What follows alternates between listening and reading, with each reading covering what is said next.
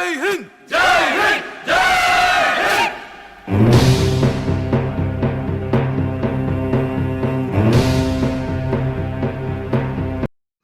நேயர்களே, இன்று நாம் காணவிருப்பது இந்திய இராணுவம் மற்றும் இந்திய இராணுவ வீரர்களை பற்றித்தான்.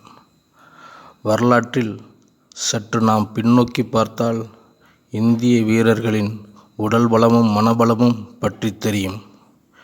இந்தியர்கள் போரில் நேர்மையும் ஒழுக்கத்தையும் பின்பற்றினர். நம் எதிரிகள் நம்மை வஞ்சகத்தாலும் துரோகத்தாலுமே தோற்கடிக்க முடிந்தது. ஒரு முன்னாள் இராணுவ வீரனாக சொல்கிறேன், இந்திய இராணுவ வீரர்கள் சாதாரண நேரங்களில் காண்பதை விட போர்களின் போது அதிக மனோபலத்துடன் காணப்படுவர். நாட்டுக்காக உயிரையும் துச்சமாக மதித்து போரில் செயல்படுவார்கள். எனவேதான் சொல்கிறேன், இந்திய இராணுவ வீரர்கள் மற்ற எந்த நாட்டு இராணுவ வீரர்களை விடவும் சிறந்தவர்கள் ஆவர். இந்திய இராணுவ வீரர்கள் ஒழுக்கத்திற்கும் கடின உடல் உழைப்புக்கும் உட்படுத்தப்படுகிறார்கள். இது அவர்களை சிறந்தவர்களாக மாற்றுகிறது. எனவேதான் இன்று உலகில் 4வது பெரிய சிறந்த இராணுவமாக இந்திய இராணுவம் திகழ்கிறது.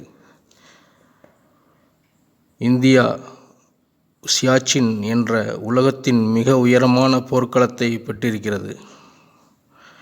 இதை இந்திய இராணுவம் பாதுகாக்கிறது. இந்திய இராணுவ வீரர்கள் தம் இன்னுயிரை ஈர்த்தும் போர்க்களத்தை விட்டு செல்வதில்லை, பின்வாங்குவதும் இல்லை. எனவே இந்திய வீரர்களை வெல்வது கடினமாகிறது. இதற்கு எடுத்துக்காட்டாக ஒன்றை சொல்கிறேன்.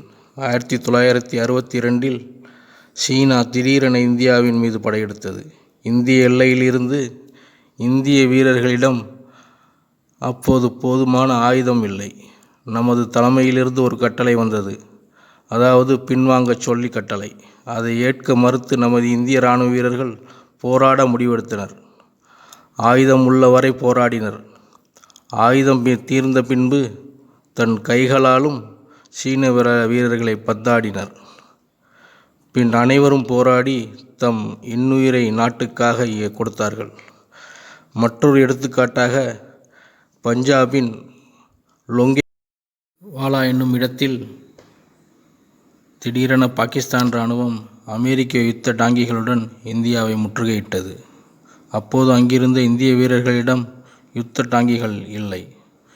ஜீப்பில் பொருத்தப்பட்ட இயந்திர துப்பாக்கிகள் மற்றும் நம் இந்திய வீரர்களின் வீரஞ்செறிந்த போரினால் பாகிஸ்தான் வீரர்களால் அந்த இடத்தை பிடிக்க முடியவில்லை. பின் அதற்குள் நம் விமானப்படை வந்து அவர்களின் யுத்த டாங்கிகள் அளித்தது. வெற்றி நம் வசமானது. இவ்வாறு இந்திய வீரர்களின் மனோபலத்துடன் ஆயுத பலமும் சேர்ந்து இன்று இந்தியாவை அழிக்க முடியாத வளமான சக்தியாக மாற்றியிருக்கிறது. நம்மையும் நம் நாட்டையும் காக்கும் இந்திய வீரர்களுக்கு எம் நன்றிகள்.